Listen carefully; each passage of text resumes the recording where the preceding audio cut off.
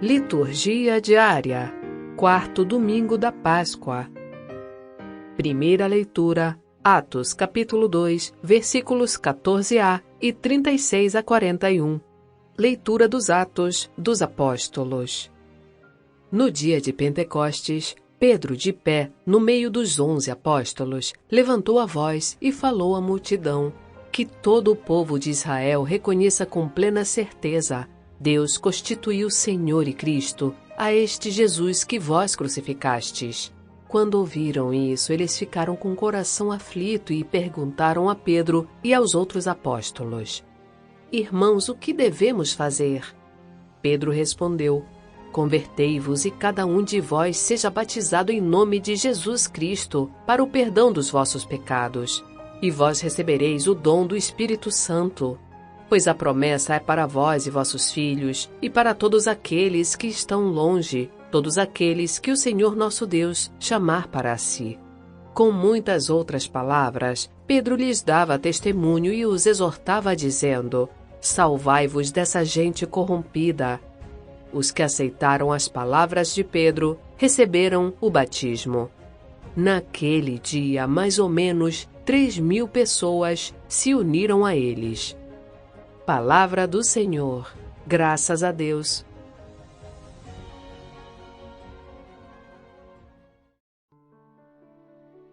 Salmo Responsorial 22. O Senhor é o pastor que me conduz, para as águas repousantes me encaminha. O Senhor é o pastor que me conduz, não me falta coisa alguma. Pelos prados e campinas verdejantes, Ele me leva a descansar. Para as águas repousantes me encaminha e restaura as minhas forças. Ele me guia no caminho mais seguro, pela honra do seu nome. Mesmo que eu passe pelo vale tenebroso, nenhum mal eu temerei. Estás comigo com bastão e com cajado, eles me dão a segurança. Preparais à minha frente uma mesa, bem à vista do inimigo. Com óleo vós ungis minha cabeça, e o meu cálice transborda. Felicidade e todo o bem hão de seguir-me, por toda a minha vida. E na casa do Senhor habitarei, pelos tempos infinitos. O Senhor é o pastor que me conduz, para as águas repousantes me encaminha.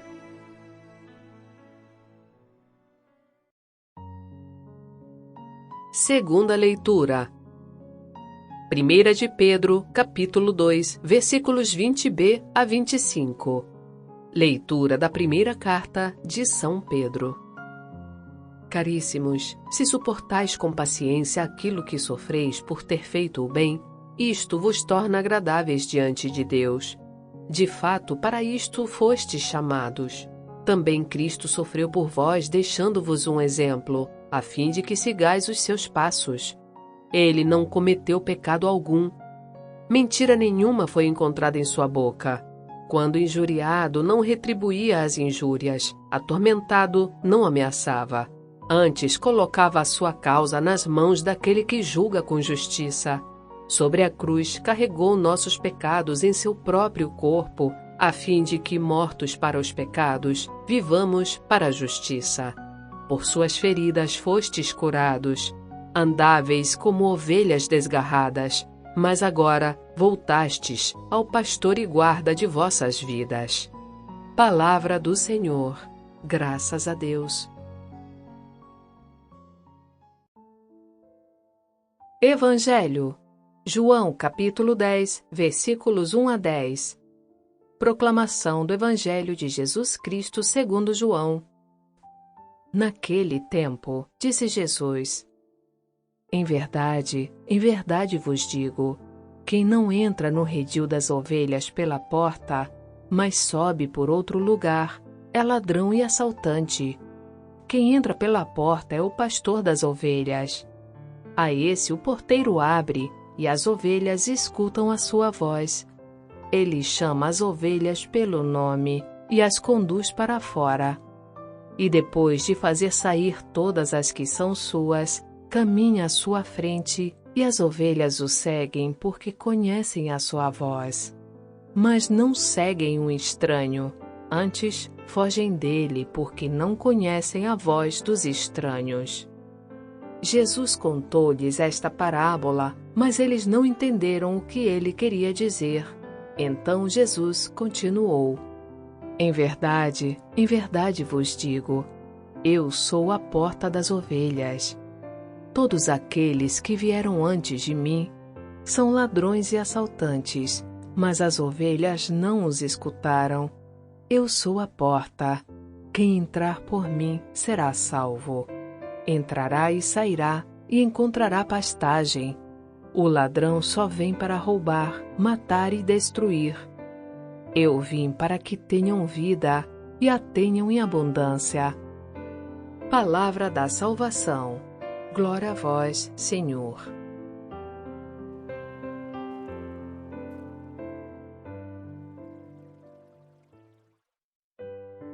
E já está aqui o Antônio Santoro para os comentários da liturgia de hoje. Oi pessoal, oi Sônia, tudo bem com vocês? Sejam muito bem-vindos a mais um programa Conversando sobre a Palavra, onde a gente tenta levar para vocês uma explicação simples, fácil de compreender das leituras das nossas missas de domingo. E pessoal, hoje eu queria contar uma curiosidade para vocês. Algumas semanas atrás, a gente estava respondendo aqui os comentários que vocês deixam nos nossos vídeos. E a gente tem o costume de responder o comentário sempre chamando a pessoa pelo nome, né? Pelo nome que aparece para a gente dentro do comentário. E o nome que aparece nem sempre é o nome da pessoa. Às vezes a pessoa está usando a conta dela, né? Ou ela está usando a conta de uma outra pessoa. E aí aparece o nome da outra pessoa. Tem uma ouvinte nossa aqui que sempre deixa os comentários toda semana, comentários carinhosos, comentários engrandecedores para a gente. E eu sempre tive o costume de chamar ela de Kaila, porque Kaila é o nome que aparece para mim quando eu acesso os comentários. E um determinado dia ela respondeu dizendo que ela não era Kaila, que ela era Eva. Então eu queria dividir isso com vocês porque eu achei um fato muito curioso. Tem gente que sempre comenta, que toda semana deixa um comentário e a gente sempre chama a pessoa pelo nome que aparece. Então se você tem o costume sempre de deixar um comentário pra gente e o seu nome não é aquele ali, fala pra gente qual é o seu nome pra gente poder conhecer você mais de perto, tá bom? Antes de começar o nosso vídeo, pessoal, rapidinho eu vou pedir a vocês, deixem um joinha, deixem um like, deixem um comentário no nosso vídeo, se inscreva no nosso canal se você não é inscrito e quem puder, compartilhe o nosso trabalho com outras pessoas para que a gente possa alcançar cada vez mais gente através do YouTube. Pessoal, hoje a gente celebra o 4º domingo do tempo da Páscoa. Tá passando rápido, né, esse tempo da Páscoa. E nesse 4º domingo, a nossa igreja ela tem como principal tema a imagem do bom pastor. O 4º domingo da Páscoa, aliás, ele é conhecido como Domingo do Bom Pastor. Ele tem esse nome porque em todos os anos, sempre no 4º domingo da Páscoa, a igreja nos apresenta um trecho do capítulo 10 do Evangelho de João, que traz exatamente para a gente essa imagem do bom pastor. O trecho varia de ano para ano, mas a temática é sempre a do bom pastor. A nossa primeira leitura de hoje, ela nos deixa no mesmo ambiente em que a gente estava na semana passada, na cidade de Jerusalém, durante a manhã do dia de Pentecostes. A gente vê em Pedro um representante, um verdadeiro porta-voz, colocado na narrativa de Lucas, né, dessa comunidade cristã que estava nascendo e que era animada pela ação do Espírito Santo em suas vidas, para se tornar uma testemunha viva e dinâmica de Jesus, de tudo aquilo que ele realizou em sua vida aqui na terra, mas principalmente da sua morte e da sua ressurreição. O testemunho de Pedro é dado durante uma grande festa, a festa de Pentecostes, que reunia um número muito grande de pessoas em Jerusalém para celebrar a festa da aliança de Deus com o povo, feita lá atrás no Monte Sinai. É durante essa festa que a comunidade cristã que estava nascendo apresenta o que ficou conhecido como o querigma, ou seja, a mensagem, a pregação, o anúncio, a proclamação da sua fé. A comunidade apresenta o querigma sobre Jesus e testemunha sua fé perante as pessoas que compareciam à festa.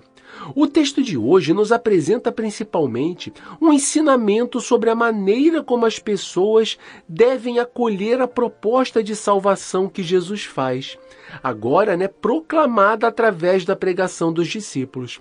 As pessoas que nesse dia de Pentecostes estavam presentes, escutando o discurso de Pedro, são a representação do antigo povo da aliança, a representação do povo de Deus, e precisam ser os primeiros destinatários desse anúncio, desse querigma, que está sendo proclamado pela comunidade cristã primitiva. Pedro, por sua vez, é o representante da comunidade, e ele faz um convite a todos aqueles que rejeitaram Jesus, o Messias, o ungido de Deus, que veio a esse mundo para fazer a concretização de todas as promessas que Deus havia feito a esse mesmo povo. Pedro faz um convite para que as pessoas revejam o seu posicionamento diante de Jesus. Pedro faz um apelo à conscientização do povo, à conscientização das pessoas, que por sua vez, ao escutarem o discurso feito por ele, demonstram aflição em seus corações e perguntam a Pedro e aos apóstolos o que elas deveriam fazer diante dessa realidade. As pessoas se colocam numa atitude que demonstra abertura, que demonstra disponibilidade, porque elas perguntam qual seria a orientação a ser dada para elas diante de tudo o que já havia acontecido, diante de uma realidade que não podia voltar atrás.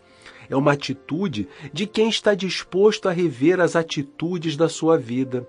Uma atitude de quem reconhece os seus próprios erros, de quem admite que possui limitações, que por vezes a levam a escolher o lado errado.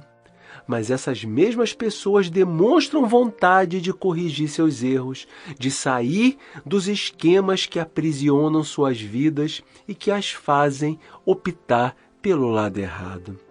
Mas qual é o resultado esperado, O resultado que deve ser a consequência dessa atitude de arrependimento? Pedro dá para a multidão que o ouvia a orientação do que devia ser feito.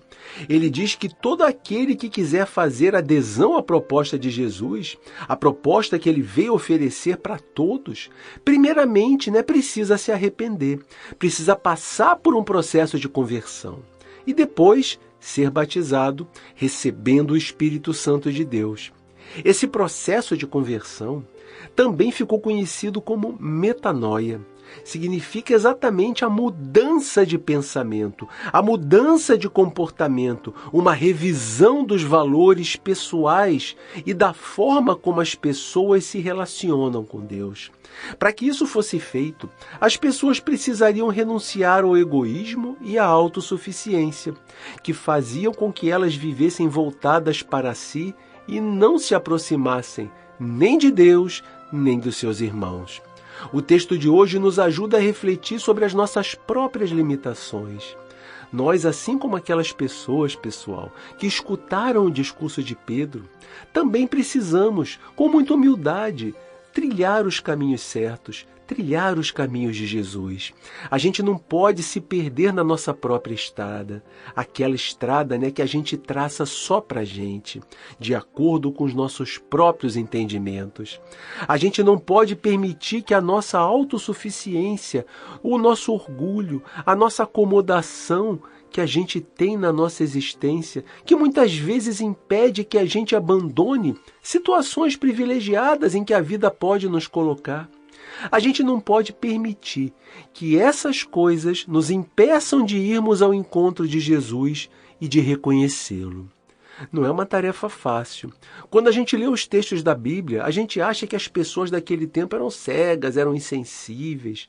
Quase a gente chega a verbalizar frases do tipo, Como é que elas não conseguiram reconhecer Jesus, Como é que elas não perceberam a sua divindade? Como é que elas foram capazes de apoiar pessoas que queriam colocar Jesus numa cruz? Que gente ruim! Mas a gente precisa se lembrar de que todas as vezes que nós, nos dias de hoje, não seguimos aquilo que Jesus nos ensinou, todas as vezes que a gente não vai ao encontro do nosso irmão que precisa da gente, todas as vezes que a gente se fecha em nós mesmos, que a gente ignora as pessoas que estão ao nosso lado, durante todas essas vezes, a gente também não está reconhecendo Jesus. Nós estamos colocando, simbolicamente, mais um preguinho naquela cruz. Será que a gente anda disponível, anda aberto a um processo de conversão sincero, como demonstraram estar aquelas pessoas que perguntaram para Pedro durante o seu discurso: irmãos, o que devemos fazer? Será que a gente está disposto a passar por um processo de mudança na nossa vida, de mudança de conceitos, de mudança de valores? Será que a gente está disposto a abandonar o nosso conforto, a nossa comodidade? Uma comodidade que a gente às vezes nem percebe que a gente está, para a gente ir ao encontro de Jesus. Gente, quando eu falo abandonar o conforto, não entendam que é para você sair da sua casa, abandonar tudo que você tem e ir sofrendo pelo mundo. Não é isso. É simplesmente levantar, dar um passo adiante, fazer algo por alguém, sair do sofá tantas vezes que tanto nos prende. É isso. Lembremos sempre que Jesus pode estar muito próximo da gente, do nosso lado, chamando por nós todos os dias, e a gente pode estar ignorando Ele, fingindo que não estamos vendo, fingindo que não estamos ouvindo. Às vezes, gente, Jesus está nos chamando até dentro da nossa própria família. Muitas vezes é lá que a gente precisa ir primeiro para reconhecê-lo, para depois a gente ir a outros lugares. Pensemos nisso durante essa semana. Pensemos como se nós estivéssemos diante de Pedro naquele discurso, no que devemos fazer, em qual é o local da nossa vida em que a gente precisa urgentemente de conversão. E comecemos a partir daí. Na nossa segunda leitura de hoje, a gente continua com a primeira carta de São Pedro, que já nos acompanha há algumas semanas. Como a gente viu, o autor da carta escreve para comunidades cristãs na zona rural da Ásia Menor, que eram compostas, na sua maioria, por pessoas pobres, por pessoas simples, por camponeses, que se tornaram cristãos, que tinham vindo do paganismo. O autor da carta ele reconhece essa realidade e ele sabe da fragilidade na qual aquelas comunidades viviam. Elas também já estavam começando a sentir o cenário das perseguições. Ele quer recordar para elas o exemplo que nos foi deixado por Jesus, que sofreu e foi morto para depois ressuscitar e nos deixar a promessa de vida eterna ao seu lado. A carta ela é, nesse sentido, um verdadeiro convite à esperança, no meio a esse tempo tão conturbado pelo qual aquelas comunidades passavam. É um convite para que elas vivessem com alegria o batismo e que tivessem coragem e perseverança, porque a herança que nos foi deixada por Jesus também era destinada para elas. O autor da carta conhece essa realidade e sabe da fragilidade em que elas estão inseridas. Ele quer recordar o exemplo que nos foi deixado por Jesus, que sofreu, que foi morto para depois ressuscitar e nos deixar uma promessa de vida eterna ao seu lado. O trecho específico que a gente leu hoje é retirado de um trecho maior da carta, que reúne um conjunto de propostas práticas a respeito de como aqueles que se diziam cristãos deviam agir em diversas situações da vida. Como a gente viu, no centro do ensinamento que nos foi proposto pelo autor da carta, está sempre o exemplo de Jesus. Ele sofreu sem que tenha feito mal algum para as pessoas. Ele foi maltratado, mas ele não respondeu aos maus tratos com agressões. Ele venceu o pecado que escraviza as pessoas e que afasta elas de Deus e dos seus irmãos. No final do trecho, a gente ainda vê a menção ao pastor, que guarda as almas daqueles que estão sob a sua guarda. Gente, nós podemos ver que esse trecho é recheado de referências ao Antigo Testamento. para poder fazer a descrição do modo de agir de Jesus, o autor se utiliza de um trecho do livro do profeta Isaías, que a gente conhece como servo de Javé. Esse trecho de Isaías, que sempre está presente nas nossas liturgias da Semana Santa, ele faz uma profunda reflexão sobre o servo sofredor, aquele que não cometeu pecado algum e em cuja boca não se encontrou mentira.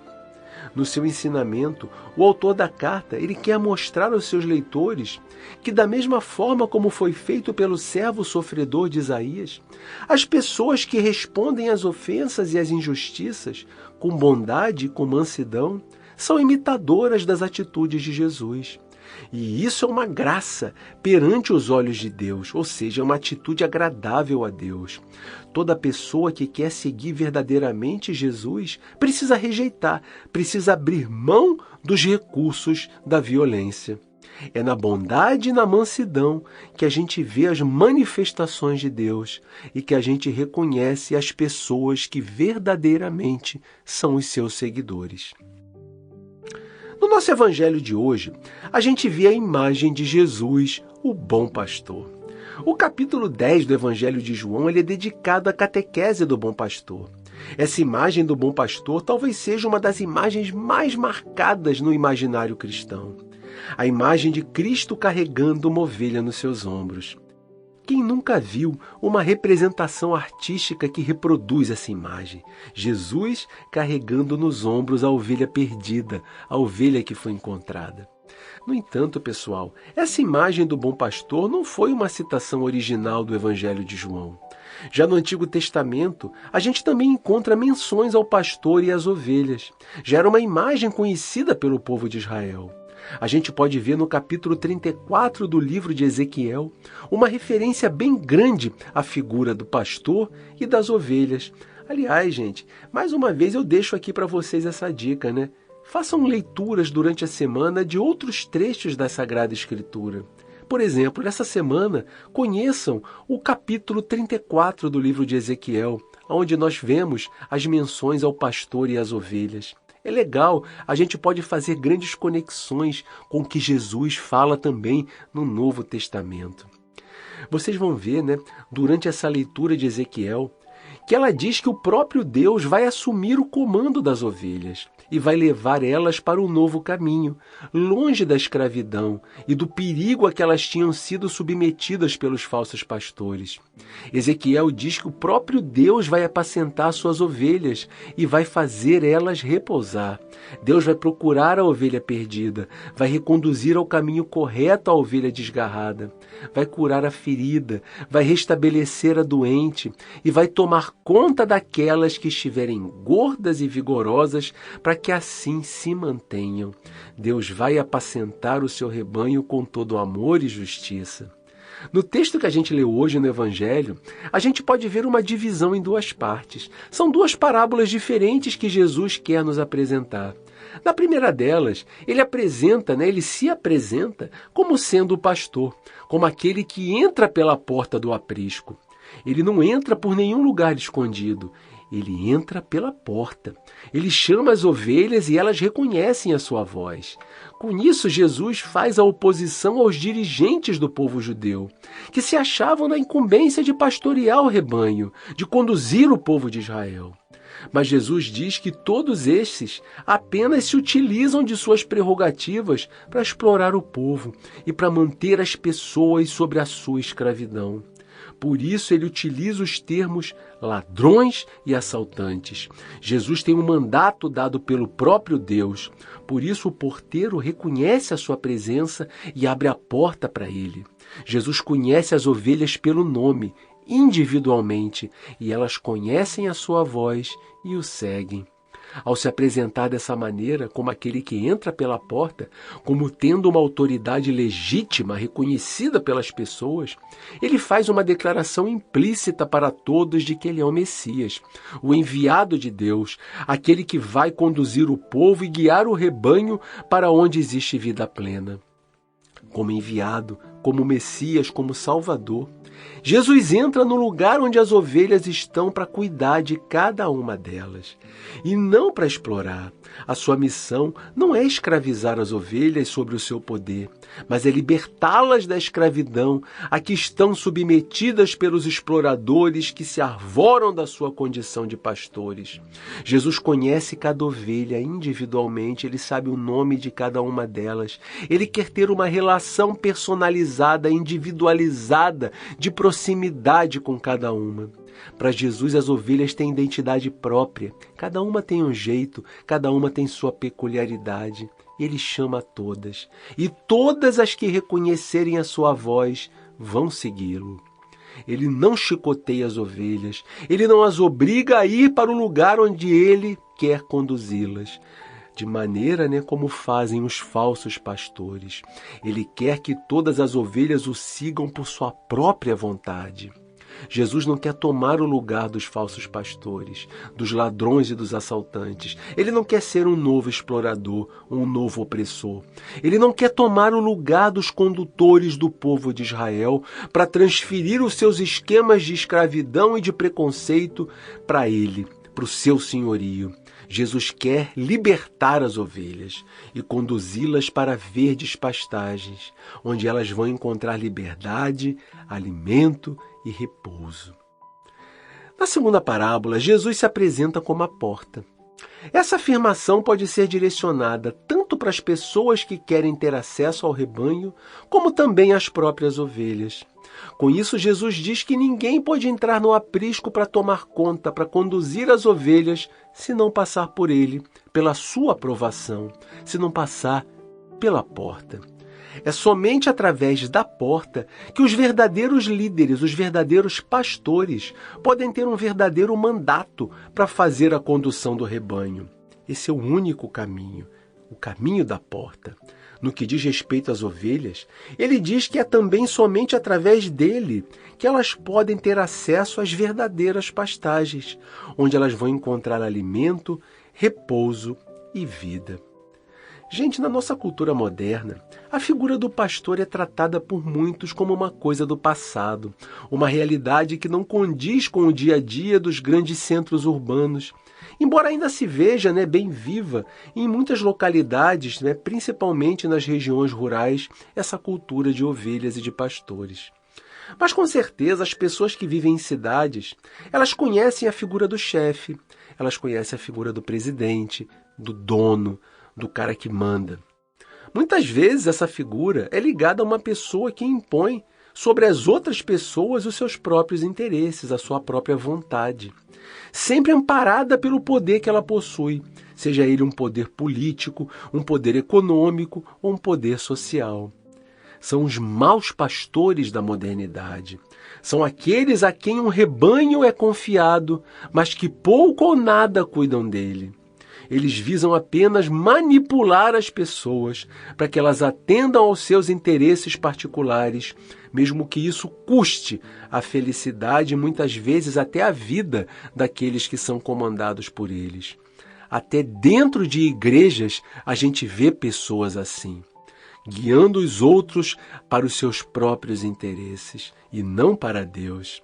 Será que nós, naquilo que nos cabe, naquele pequeno lugarzinho onde a gente tem alguma ascendência sobre as pessoas, será que na nossa comunidade, lá na nossa igreja, no nosso trabalho, no nosso grupo de amigos, dentro da nossa família, será que a gente age como bom pastor? Será que a gente cuida daqueles que são confiados a nós? Será que a gente dá amor a eles? Será que a gente faz com que se sintam seguros, felizes ao nosso lado, fazendo com que tenham confiança na gente, na nossa liderança? Será que a gente cuida das suas feridas, das feridas físicas e também das feridas da alma, das dores interiores, dos traumas que essas pessoas podem trazer com elas? Ou será que a gente nem liga? Será que a gente alimenta essas pessoas com alimento para a sobrevivência dos seus corpos e com alimento também para o fortalecimento das suas almas? Será que nós representamos para elas, dentro daquilo que nos cabe, dentro dos limites a que nós estamos submetidos? Será que nós representamos para elas a figura do bom pastor, daquele que tenta defendê-las das garras desse mundo tão cruel? Será que nós somos pessoas capazes de exercer essa função tão nobre que nos foi confiada? Mas a gente também precisa ter em mente que, ao mesmo tempo em que podemos ser pastores para algumas pessoas, e isso é uma condição de enorme responsabilidade que a gente assume, seja em maior ou em menor grau, nós sempre deveremos ter bem claro o nosso lugar de ovelhas, dentro do rebanho do pastor supremo que é Jesus.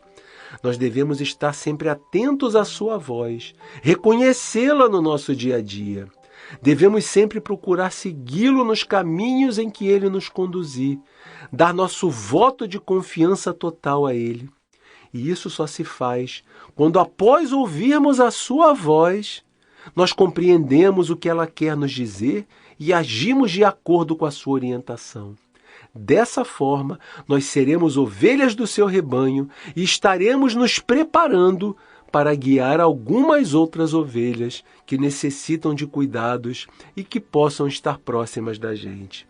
Talvez a parte mais difícil nisso tudo, gente, seja distinguir a voz do pastor no meio de tantas vozes que ficam falando todos os dias nos nossos ouvidos.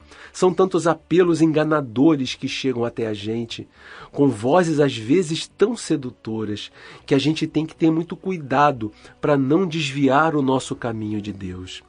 Manter o foco na voz do pastor e termos determinação de segui-lo apesar de todas as dificuldades e perigos que o caminho vai nos impor. Esse é o nosso grande desafio, essa, gente, é a nossa grande missão. Pessoal, muito obrigado por terem nos ouvido até aqui. Quem puder deixar um comentário, deixe um comentário. Quem estiver falando com a gente e não for o nome que aparece para nós e estiver usando a conta de outra pessoa, diga para a gente quem você é. A gente gosta de conhecer cada um de vocês. É uma alegria ter vocês com a gente toda semana. Um grande abraço, fiquem com Deus e até o nosso próximo programa. Obrigada, Antônio. Obrigada, ouvintes. Tenha uma boa semana e que Deus abençoe a todos.